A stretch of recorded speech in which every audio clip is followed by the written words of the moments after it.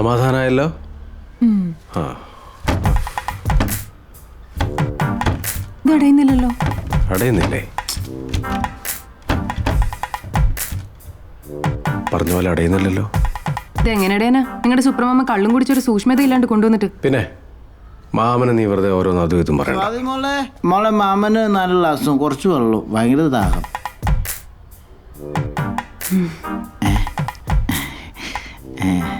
അല്ല 2 നാരങ്ങ പിഴിഞ്ഞ് ക്ഷീണം. ആദ്യം കട്ട മാത്രമേ ഉണ്ടായിരുന്നുള്ളൂ, ഇപ്പം മതിലും കെട്ടി മാമ. ഇപ്പോഴും ഇവന്മാർക്ക് ഇവിടുന്ന് പോവാറായിട്ടില്ലേ? പൊക്കമില്ല. കേസ് കൊടുത്തില്ലായിരുന്നെങ്കിൽ ഇവന്മാർ ഇവിടെ മുഴുവൻ കിട്ടിയേനെ. പൊളിക്കുകയാണെങ്കിൽ ഇപ്പൊ പൊളിക്കണം, പിന്നെ പൊളി നടക്കൂല. ഒടുക്കത്തെ ഉറപ്പാ. എന്റെ പൊന്നങ്കു, ഞാൻ അപ്പളെ കുമാരത്ത് പറഞ്ഞു. അപ്പൊ കുമാര് കോടതിയിലും പോലീസിലും പോയെന്ന്. എന്റെ പൊന്നു മാമ, ഇവൻ അല്ലേ തന്നെ വിവരമില്ല. ഇനി മാമൻ കൂടെ കമ്പനി കൊടുക്കല്ലേ? ഏയ്, ഇത് അങ്ങനെ വിട്ടാ പറ്റൂല. അവന്റെ ഒക്കെ കോപ്പിലെ ഗേറ്റ്.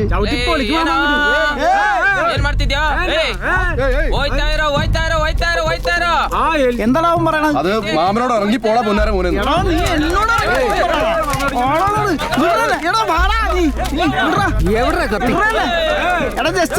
ഇവന്മാരൊക്കെ ഓടിക്കാനുള്ള സാധനം എന്റെ അടുത്തുണ്ടാ. നീ എന്ന് എന്റെ ദണ്ട കണ്ടിട്ടാ വണ്ടി കയറി.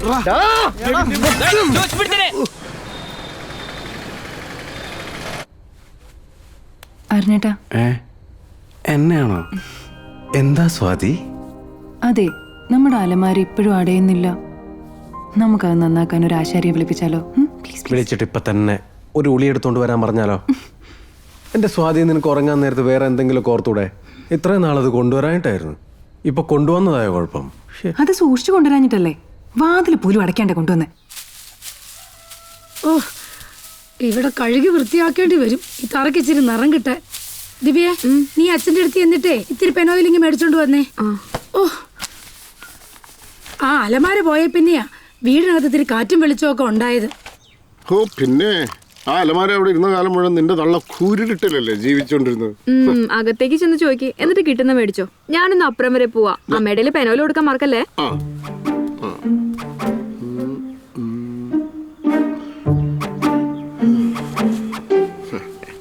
എങ്കിലും ചന്ദ്രികേ ലോകമല്ലേ പങ്കില മനസ്സർ കാണുകില്ലേ. കൂരിട്ടൊക്കെ മാറിയല്ലോ, നന്നായി. മരുമക്കളെ വരുതിക്ക് നിർത്തണം, അല്ലെങ്കിൽ തലേ കയറി.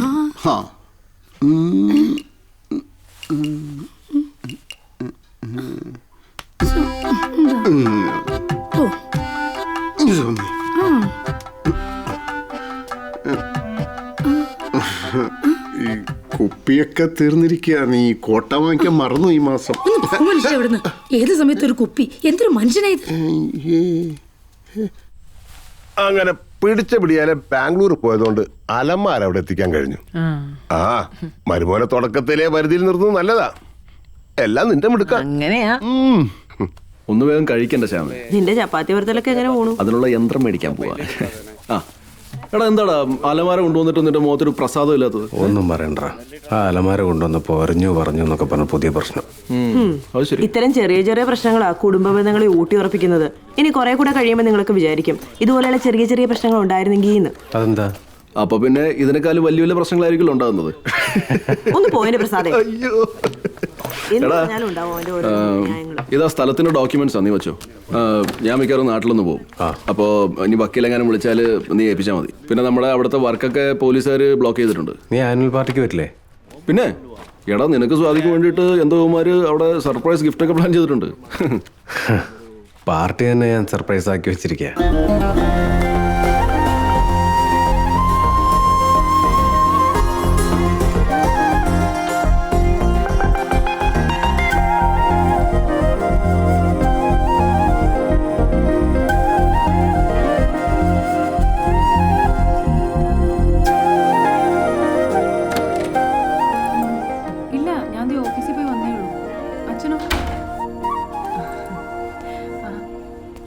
ട്രെയിനിങ് ബോംബെയിലാണമ്മേ, ഒരാഴ്ചത്തെ.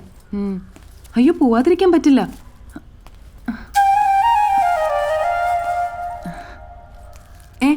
അല്ല, ആദ്യത്തെ ട്രെയിനിങ് തന്നെ കല്യാണം കാരണം മിസ്സായതല്ലേ? ആശാരിനെ ഒന്നും വിളിച്ചിട്ടില്ല. ശരി അമ്മ, അങ്ങോട്ട് വന്നു, ഞാൻ പിന്നെ വിളിക്കാം. Thank you. അതൊക്കെ അവിടെ നിൽക്കട്ടെ.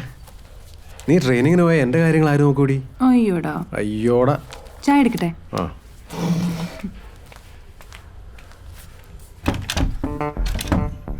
ഛേ, എന്നതിനൊരു തീരുമാനം ഉണ്ടാക്കണം. എന്താ എന്തു പറ്റി? എടി, ആശാരി മൂശാരി ഒന്നും വേണ്ട കേട്ടോ. ഒരു ചവിട്ടിന്റെ കുറവുണ്ടായിരുന്നു. നിനക്ക് അത് ആദ്യം കൊടുത്തൂടെ? ആഹാ, അങ്ങനെ ഇപ്പൊ ചവിട്ടി അടയ്ക്കണ്ട. എന്തൊക്കെയായാലും ഈ അലമാരയുടെ ഔദ്യോഗിക ഉദ്ഘാടനം ഞാൻ നിർവഹിക്കുകയാണ്. കൈയടിച്ച് പ്രോത്സാഹിപ്പിക്കുക. ചവിട്ടല്ലേ? ചവിട്ടുന്നില്ല. Phone phone phone phone phone. ഛേ, ഫോൺ വന്നതിന്റെ ഭാഗ്യം. ഹലോ. ഹലോ, എന്താടി? ഞാൻ ബാംഗ്ലൂർ എത്തി. എപ്പോ? ഇന്ന് രാവിലെ. ആ, എന്നാ നീ നേരെ ഇങ്ങ് പോരെ? വേണ്ട, ഞാൻ സന്ധ്യയുടെ കൂടെ നിന്നോളാം. എന്തിനാടി നീ വേറെ കൂട്ടുകാരുടെ വീട്ടിലൊക്കെ പോയി താമസിക്കുന്നേ? എക്സാമിന് പോവാൻ അതാ എളുപ്പം. ആ, എന്തെങ്കിലുമൊക്കെ ചെയ്. ഞാൻ ഇവിടെ നിന്നോളാം. എന്നാ നീ സമയം കിട്ടുമ്പോൾ ഇങ്ങോട്ട് വാ. ദിവ്യ ബാംഗ്ലൂരിൽ ഏതോ എക്സാം എഴുതാൻ ഇങ്ങോട്ട് വരുന്നുണ്ടെന്ന്. പക്ഷെ ഏതോ കൂട്ടുകാരുടെ വീട്ടിൽ പോയിട്ടാ താമസിക്കുന്നത്. അവളെങ്ങനെ ഇങ്ങോട്ട് വരാനാ? അവളുടെ ചേട്ടൻ്റെ കൂടെ ഇപ്പൊ രാക്ഷസിയല്ലേ താമസിക്കുന്നത്? നോയിക്കോ, ഇത് സന്ധ്യയുടെ കൂടെ താമസിക്കാനാ പോകുന്നത്. എന്നിട്ട് അവൾ അത് ദിവ്യ ഇവിടെ വന്നിട്ട് എന്റെ കൂടെ താമസിച്ചില്ലെന്ന് പാടി നടക്കും. എടി, എന്റെ അനിയത്തി എന്റെ കൂടെ താമസിച്ചില്ലെങ്കിൽ ഏറ്റവും കൂടുതൽ നാണക്കേട് എനിക്കല്ലേ? അത് ഞാനങ്ങ് സഹിച്ചു. സഹിച്ചു എന്ന് പറഞ്ഞാൽ പിന്നെ എല്ലാം തീർന്നല്ലോ. മനുഷ്യന് ദേഷ്യം വരിക. എന്തൊരു കഷ്ടം. ചവിട്ടരുതല്ലേ? ഇതില് വലിയ അത്ഭുതമൊന്നുമില്ല. ഓരോ വീട്ടിലും ആൾക്കാർക്ക് ഒരു കാര്യമില്ലാതെ മെക്കിട്ട് കയറാൻ എന്നെ പോലെ ഓരോ സാധനങ്ങൾ ഉണ്ടാവും.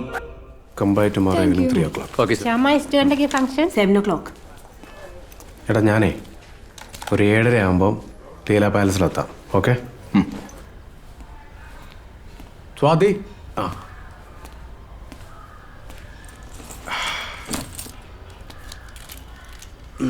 എന്തു പറ്റിയടി?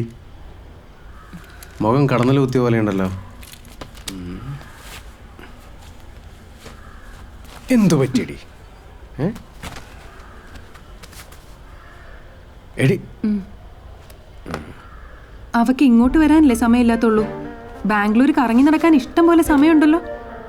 ഇന്നെന്നെ ചെന്നൈയിൽ നിന്ന് റിയെ വിളിച്ചിട്ടുണ്ടായിരുന്നു. ഞാനും ദിവ്യയും തമ്മിൽ എന്താണ് പ്രശ്നം എന്നറിയാൻ. ഞാനിപ്പോൾ അവളെ വിളിക്കാറില്ല, നമ്മൾ നാട്ടിൽ പോവാറില്ല. ഞാനെന്തോ ചേട്ടനെ സാരിത്തുമ്പ് കെട്ടിയിട്ടിരിക്കാന്നൊക്കെ പറഞ്ഞിരിക്കുന്നത്. ഞാൻ അവളുടെ ചേട്ടന്റെ ഭാര്യയല്ലേ? അത്രേ ഉള്ളോ? ഞാൻ അവളെ വിളിച്ച് പറഞ്ഞോളാം. നീ ഒന്ന് റെഡിയാവും, നമുക്ക് പാർട്ടിക്ക് പോവാം. ഞാൻ വരുന്നില്ല, എനിക്ക് വയ്യ അവിടെ ഒരുങ്ങി കെട്ടി വന്നിക്കാൻ. സ്വാതി പ്ലീസ്, ആനുവൽ ഡേ ഫംഗ്ഷനാണ്. ഞാൻ നിനക്ക് സർപ്രൈസ് തരാൻ വേണ്ടി പറയാതിരുന്നതാ. സർപ്രൈസ് അനിയത്തി വന്ന് തന്നല്ലോ. സർപ്രൈസ് എല്ലാവരും നിന്നെ പരിചയപ്പെടാൻ വേണ്ടി വെയിറ്റ് ചെയ്തിരിക്കുക. ഞാൻ അവരോടൊക്കെ എന്ത് പറയും? ഞാൻ വരുന്നില്ല, അത് തന്നെ.